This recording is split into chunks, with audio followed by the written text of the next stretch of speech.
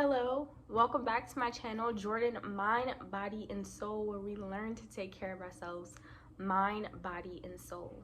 And today's video means so much to me today because it's an opportunity to talk about my favorite healing practices. Without saying a lot, there's so much going on in the world nowadays, and I'm pretty sure like people have a lot going on in their own personal experiences.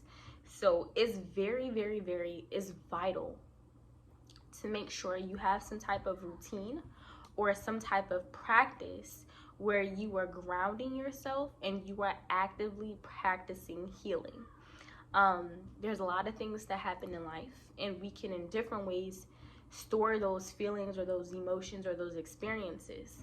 And as we do that, if we're not finding a safe way to release them or a safe way to just accept something for what it is, or for people accepting people for who they are, we hold on to it, and it causes us so much pain, so much stress, and so much tension. And it's time to let go, right? Because we're in control, so it's time for us to find ways to heal ourselves. This is a side note, but if you hear the kids outside playing basketball or cars going past, it's because the window is open, and it's that time of year to just accept the season and really honestly air out your place to get some fresh air flowing. I haven't been going outside lately, so I'm bringing the outside to me, letting some fresh air flow, getting a nice vibe with nature as it mixes in with my vibe in here. Okay, so let's get straight to it. My favorite healing practices. Now, these aren't necessarily in any order. It's just as I was thinking about it, I just wrote them down. So there's no order, but this is what they are. So my first practice is showers and baths. And I'm going to do a separate video for spiritual showers and spiritual baths, but showers and baths for healing. So I was actually watching another girl's video, and she was saying the same thing, where when she feels anxious or she feels like cluttered in her mind and she just needs to take a second, she'll just feel the urge to take a shower. Water is already healing, so I can do a completely separate video for like the healing practices that you can use with water, speaking through your water, speaking to your water, and cleansing with water, but that'll be a separate video. But for the sake of this one, taking a shower. And when I'm doing it for healing purposes, of course I'm doing it to get clean, but I allow myself to scrub away the stress, literally. Wash it away, relax, because when you come out fresh, you come out new. So in a sort, you can kind of see like the whole idea of like I guess like a mini baptism, like just a second to cleanse yourself, to get clean, to get clear, and let go of any stress or tension that you're physically carrying on your body, on your skin. Okay, the second healing practice that means a lot to me is spending time alone. And this also allows me to focus on myself.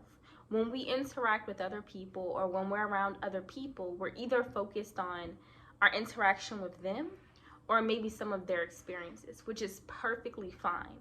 But for me, like, I have the most healing moments when I'm with myself, when I'm giving myself the opportunity to embrace me, who I am, and relaxing in that, not having to worry about external forces. And I know this a lot too, because if I'm upset or if I have a lot going on, I naturally just want to be by myself. Like, I'm like, okay, you know what? I'm overwhelmed. I've been dealing with people all day. I just need a second to step back. And that's good. That's a great healing technique, to practice being with yourself, to practice being alone. Another thing that I noticed too, especially in this, I would say in these days of like social media, a lot of people don't know how to be alone, or a lot of people honestly don't like themselves. So they find comfort in constantly interacting with other people and constantly getting approval from other people, needing to be around other people, validation from other people. The more you spend time with yourself, the more you'll learn to accept you for who you are, but you'll learn about yourself. And if you're a person who you always need people around, you can't be by yourself, that's problematic, and that's definitely something that needs to be healed. Spending time with yourself, it's important. It's very important. A third healing practice is spending time in nature, spending time outdoors. That could be going to a park, that could be taking your dog for a walk, That could be going to the beach, anything where you can be in nature. And it doesn't have to be the most scenic place, just somewhere where you can take a second and heal and ground yourself in nature. I work from home now, and I'll have a whole nother video about that too. So it'll be days where I don't really go anywhere. But I have a dog, so when I take him outside, I'll take a second, and like I said, it's just stepping outside the door, going down the stairs, and there's a little patch of grass behind the building, and that's where he uses the bathroom. And there's trees there, and the trees have like these roots that come above ground. So sometimes while I'm out there waiting for him to use the bathroom, I'll take off my sandals and I'll just put my feet on the roots of the tree, and I'll just look up at the sky and I'll breathe and I'll just relax for a second, because that's me connecting with nature. If you do believe, like I believe, that you are a divine being having an earthly experience, then the best thing you can do is promote and practice healing by grounding with the earth, by giving yourself time to breathe in nature, get fresh air in, and heal, connect with the earth. The next healing practice goes along with spending time alone. It's journaling. And sometimes I'll start an entry with like the intentions to write about one thing, and I'm like, yeah, I'm gonna write about, this day, da da da da. And then as I go on, I start talking about other stuff, and I'm like, wow, I didn't even realize I was thinking about that, or I didn't realize I was holding on to that. So having that outlet of journaling is healing, because like I said at the beginning of the video, you don't want to have so much that you're storing inside of you.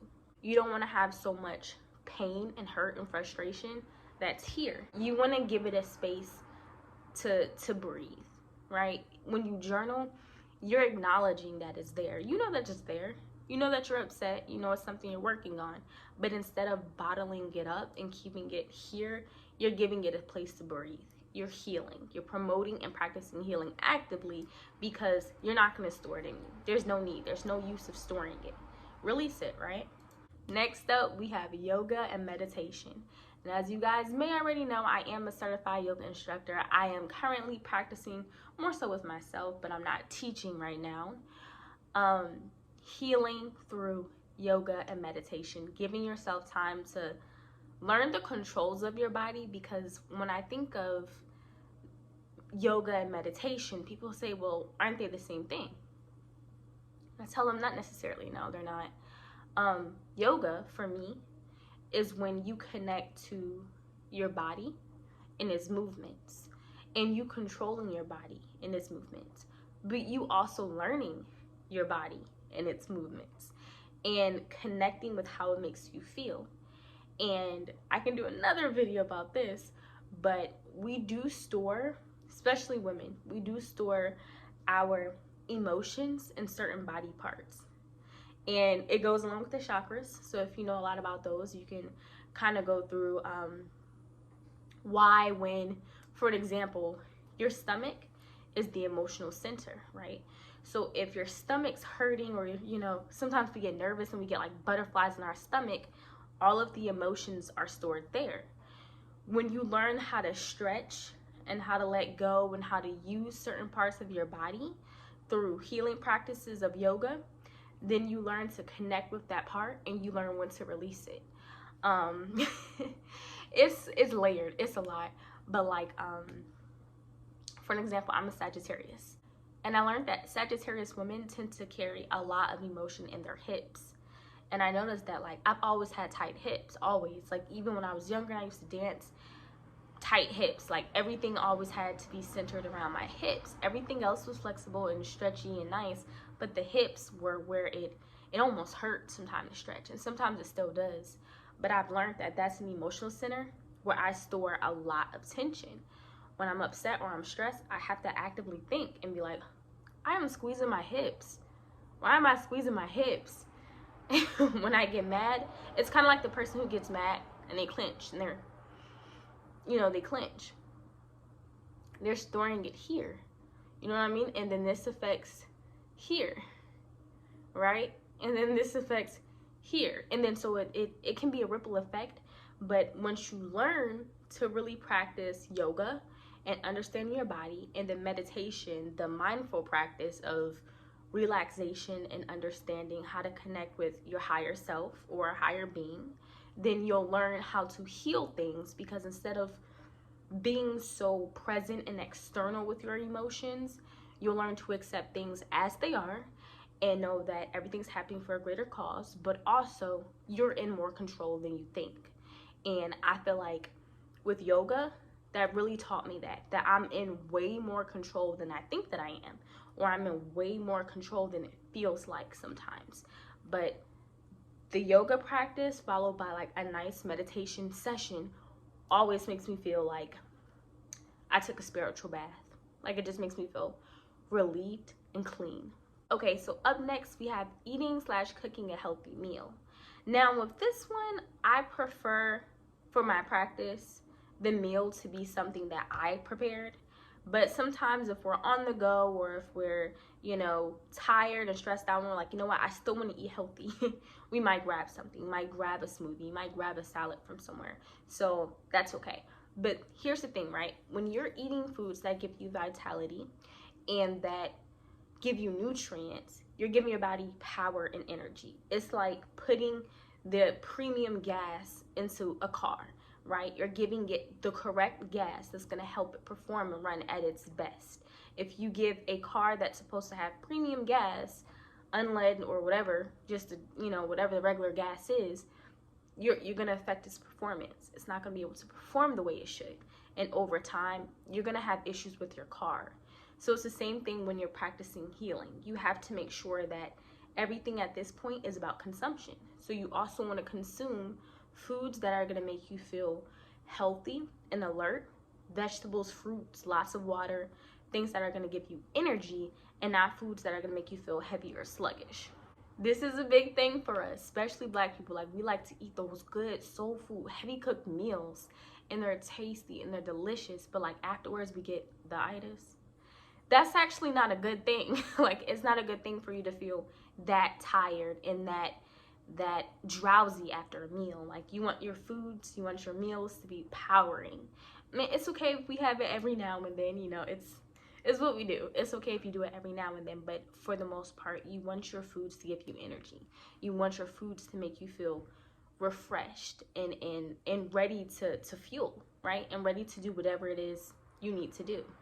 Consuming healthy foods and meals in itself will make you feel better, but I also find like beauty in the preparation process when you're cooking yourself a healthy meal, because then you can get your music playing, you can get incense going, you can get candles going, you can kind of set up a vibe of like comfort and healing and just peace as you're making your meal. So that's why it's also really good to be in tune with your food preparation, because it's a process, right? It's a process when it goes from in grocery bags to on your plate. And when you're actively in that process, you can have the healing aspect of connecting with your meal. I said this wasn't in any specific order, but to be honest, this one's probably my favorite. Taking a nap or resting. This is important. A lot of us face a lot of stress or a lot of pain, and it'll either keep us up at night to where our mind is constantly running, or make us a busybody to where, to avoid thinking about things, to avoid thinking about thinking, in the words of Amy Winehouse, we're keeping ourselves busy, But really, that's going to kick in to where it's going to actually hurt you in the long run, because your body needs to rest. If there's already a lot of stress, if there's already a lot of pain being exerted, you need to tap in. You need to take a nap. You need to make sure you're getting adequate sleep. So for me, a great healing technique is when I'm like, you know what? Things are getting a little out of hand. I need to take a second and take a nap. I am the queen of naps. My next favorite healing technique is doing my hair. So this was the case when I was a loose natural as well as now, where for me, doing my hair it's a very spiritual experience, because it's like me connecting to, our hair is super unique. Like, we have our hair and that's it. Our hair is like unable to be duplicated, and the power and energy that it has in each and every form when it's free and when it's loose and without chemicals and without, a whole bunch of additives and craziness to it. our hair is so powerful. And there's something about, even when I'm doing a retwist, or when I used to do 2-strand twist on my loose natural hair, watching videos or listening to music and connecting, just doing my hair and learning how to relax and connect with myself. Because a part of that healing is being present, because you're paying attention to what you're doing to your hair, but also connecting with self. And that's honestly probably my second favorite, right? Second to naps. My second favorite healing practice is taking care of myself by doing my hair. Now, this could also be doing your nails. This could also be, doing an extra scrub in the shower to make sure you're cleansing yourself. So any type of self-care practice. But for me personally, I noticed it very much so. And early on, I probably noticed this back in high school when I first did my big chop, that there was something healing in doing my hair. The next favorite practice would be listening to either music with high vibrations, so Afrobeat music or R&B music, things that make you feel like lovey and excited, or YouTube channels where there's information that's going to empower me or give me knowledge, not things that are going to make me feel stressed out or like anybody else's life and drama, things that are going to make me feel grounded, educated, excited about life. Because instead of crowding my head with stress or negative energy, it's going to bring me to a place of education. It's going to bring me to a place of connecting with other people. And that's very healing, right? As soon as something crazy or unexpected happens, what do we want to do right away? We want to call somebody, we want to talk to somebody, because we want to connect. So it allows me that chance to heal and connect by either consuming education on something that I want, or listening to a poetry song and being able to connect to the feelings and the emotion of the song. It's very healing.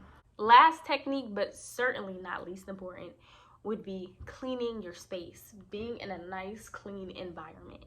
Because as you clean and you declutter, you're opening up your energy and you're opening up your space to breathe. Have you ever had your place so messy where you're like, you just feel crowded, you just feel cluttered? Even if it physically wasn't too bad, you just felt kind of constricted. Cleaning your space will allow that energy to be open. Even if you're upset or you're angry about something, cleaning can give you that outlet, because you're thinking, a lot of times when you're cleaning, you're thinking about things. So you're giving yourself the opportunity to kind of clear your mind, right? Bring present everything you're thinking, but at the same time, you're putting it into good energy. You're putting it into a clean space. You're putting it into having things open and having things cleansed. So I'm all for cleaning, lighting a candle, lighting some incense. I do burn sage occasionally. So whatever you can do to help cleanse your environment, cleanse your space. Because your home should be your sanctuary. I mean, you spend the day out doing whatever you have to do, or even if you work from home, you spend the day focused on wherever you're at or whatever it is you need to do. But your house should be your peace. You should come home and feel like the weight of the world has just lifted off your shoulders. So thank you guys for watching. Those are just a few things that I do for my healing practices, and I hope that some of those can help you. But again, this channel is for sharing information and sharing experiences. So let me know, what are some of your favorite healing practices? And use this as a time to connect with yourself and to really take time to think about things that you may do that are a healing practice for you. It could be something like, you know what, when I'm upset, I like to drive and I like to kind of give myself an opportunity to explore the city and just relax for a second, whatever your practice is. And make sure you are grounding yourself in it and doing it often enough to where you are feeling relief and you are feeling healing. Again, there's a lot going on, and it's very important for you to practice your healing techniques. Thank you guys for watching. Please don't forget to like, comment, share, and subscribe, and I'll see you guys in the next video. Bye.